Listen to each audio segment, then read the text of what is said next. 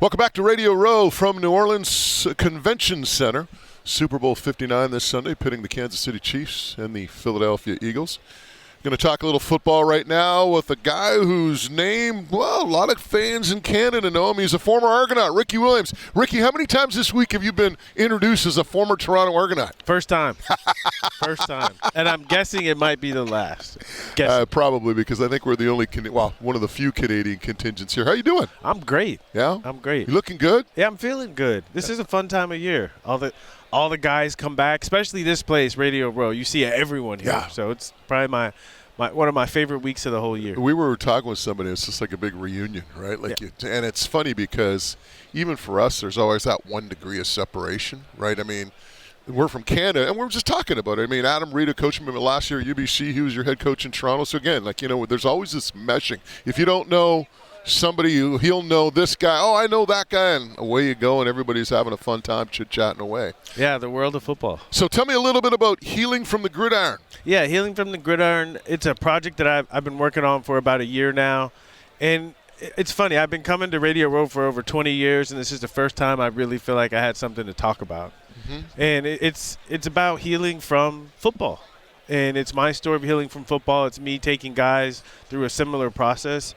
Because as football players, we're supposed to be tough, and we take so much punishment to our bodies. And if we don't do something to start to peel those layers of punishment off, it really limits our quality of life. And so the story is really about football players after football and how they recover and get back on track and do something else with their lives. You should talk to me. Yeah. And I'll tell you why, because honestly, I need both knees replaced, right? And it's gotten so bad now, like I go downstairs like sideways. Yeah. Right? But here's the thing, I don't feel pain. And you know what I mean? I know exactly what you mean. Yeah. I mean, I've lost like 50% use of my left arm, but I don't feel pain. I just keep on going. My daughter's like, why are you not getting surgery to get your knee replaced? You're gonna have, and everybody that I've talked to says, do it. You're gonna feel so much better after. But this gets in the way. This gets in the way, and then you just keep putting it off, right? And just you quote play through it. Yeah. And I think that's probably the biggest mentality that former athletes. Obviously, you're much higher level, but former athletes, that's what they have, right? Yeah. And you said it perfectly. So part of the program that we're doing is we're spending 7 days with the guys where they get to take a break and just receive body work all day for 7 days. And we do pre-testing before, post-testing after, so the guys can see, wow, in just a week how much better they're feeling. And if they keep going with it, it's going to turn into something. What I realized is, any level, college, professional sports at any level, you have to be a special person to be able to make it through that gauntlet to get on the field. But I think it takes so much out of us when we leave the game. It's like it's all locked up in there, and we can't really access it. So what I found is all the body work I've done, all the yoga, all the things I've done, has really helped me take a lot of that trauma off my body. And the things I'm able to do now, it blows people away. So what's the foundation of what you are doing? You talk that body work. Is it yoga? Is it stretching? Is it a combination? Is it massage? What is it? It's called manual therapy or complementary therapy. And so when I was in Toronto, so cool, like a full circle moment. So I was in Toronto, and I think week 6 or 7, I broke my arm at Saskatchewan. And I missed about 2 months. And our trainer, Erin, she said, hey, there's a doctor who is my teacher. Why don't you go see him? And so I went to see him, and they call it an osteopath. And I'd never heard of an osteopath. And so I laid on the table, and he started at my feet, and he spent about an hour and a half working on my body. And he got to the top of my body, and he was like, okay, I'm done. And I felt really relaxed. I didn't understand what was going on, but I was like, this felt good. So I came back the next week and the next week and the next week. The first week I came back, we were playing in Calgary, and I hadn't played in 2 months. And I probably had the best game of the entire season. And the only thing I could think of that helped was the body work I was receiving from Gus.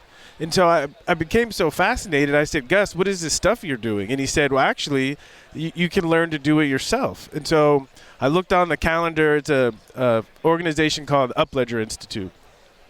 And I looked online, and they had a class at the end of November, 2 weeks after the season ended, in Toronto. So I was like, well, it must be. And so I went to this class and I started to learn about the body and about how impacts, especially impacts to the head, can affect the whole body and the spine. And things just started to click. And so I started taking more and more of these classes and receiving the body work, and it really helped prolong my career. So I'm famous, and so all the teachers, they noticed who I was, and I got them all together, and I said, I'd love to put together a program for other retired athletes to help them get their bodies back. And so I got, 20 of some of the best therapists in the whole country to come work on the guys. And I'm really excited for them to have the same kinds of experiences that I had and to see how they come out on the other side. Do you know, it's interesting when you look at athletes and, I've had people come through and talk about, and we talked about this earlier in the week, and they talk about men's health awareness. The thing is, when you're an athlete and you are on a team, as you know, NFL, CFL, University of Texas, you've always got that first-class medical staff around you to maintain that body and take care of that body. But when you get out of sports and you're out of the game, now you got to go find it. Now the onus is on you, so to speak, to try to help yourself. And, it's interesting. It's like anything. You got to want to help yourself first before anybody else can. Oh, that's what I've said to all the guys that I've been talking to. I said, the only way you're really going to get something out of this is if you recognize that you need some help and you're ready to take those steps. Because we had a world-class medical staff, but the medical staff's job was to get us back on the field. It wasn't really about healing. Yeah. Healing takes a while, and we got to get back on the field quick. So a lot of times we have layers of trauma stacked on top of each other. And until we have the time to get away and do something about it, we have to live with it. And as we get older, as I'm finding out, it just gets worse if we don't do anything about it. So where are you based out of with all this? I'm based out of Northern California. We're doing the project in Austin. Okay. Flying all the guys to Austin, Texas? Yeah, Austin, Texas for the week. Staying in a mansion. And another part of it is guys getting together and sharing, because we're going to all be together for a week. And the kinds of conversations I'm looking forward to having are going to be part of the healing process. And how many guys you got? 8 guys. 8 guys? Eight Cool. guys, yep. Ricky Williams is our guest. Ricky, we got you for a few more minutes. Of course, he's here promoting healing from thegridiron.com. Check it out, healing-from-the-gridiron.com. Still follow the game? I do. Yeah? I'm a connoisseur. I can't help. Anytime a game is on, I'm critiquing. He stepped with the wrong foot. Oh, he missed the down block. That guard's got to get up to the linebacker. Yeah. Okay, so I'll ask you, what do you admire about Saquon Barkley's game? Oh. His ability to come back from injury, 1, and 2, I played for 3 different teams, and I think one of the hardest things to do is to change teams, especially when you're a high-round draft pick, because you come in as a high-round draft pick, everyone loves you, they know you, they see you grow up, and then you have to go to a new team. It's kind of like starting over. So to see him come back from injury, to come to a new team and just show out, It's funny.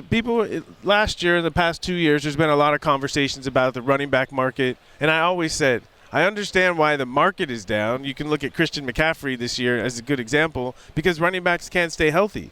But when you have a star player, you got to pay him because a star player can make a difference. And we all saw that with Saquon. Do you know, it's interesting you were talking about that, and I've heard this from so many players in various sports. No matter who you are, how many years you spent in the league, and the currency you have in the bank, when you go to a new team, you feel like you have to prove yourself to your teammates, that you have to earn their trust. Would you agree? It's the teammates, but it's the fans too, because the fans are used to rooting against you, and you have to win them over. I mean, Miami, I led the league in rushing my first year, so that was easy. But my last year in Baltimore, it was a rough transition going from being in Miami for all those years and going to start over at a new town. Ricky Williams is our guest. You got any skin in the game? Anybody they want to see win? Any old players, coaches, anything like that? I'm a Chiefs fan. I love Mahomes. I love the way he plays. I love watching him play. But my gut tells me I think the Eagles are going to pull it out. Really? Yeah. Everyone we've talked to this week, for the most part, says if you're to tick all the boxes, the majority would go to the Eagles. Yeah. And then they always say, but they got Patrick Mahomes and they got Andy Reid. Yeah. When from your perspective as a former running back in the NFL, what is it about Reid's game planning that differentiates him from other coaches in the league that you see? Yeah. Well, I think the one thing is experience. And he's just seen everything. And he's such a creative mind. And when I came out of the draft, the Eagles were picking number 2. Andy Reid was the head coach. And I wanted to be an Eagle because I wanted to play in Andy Reid's offense. He just finds a way to get guys open and get guys in space. All right, before we let you go, what's the prediction for the game? I think it's going to be one of the best Super Bowls ever, and I think the Eagles are going to pull it out in the end. Ricky, again, it was a treat. Again, that website is? healingfromthegridiron.com. I might have to call you. Maybe I'll be one of your subjects. Come on down. Yeah. I've never been to Austin. I've heard so many good things about Austin. Well, it's a beautiful city. It's a good excuse. Well, there you go. Yeah. Hey, Ricky Williams, thanks so much for stopping by. Yeah, thanks for having me.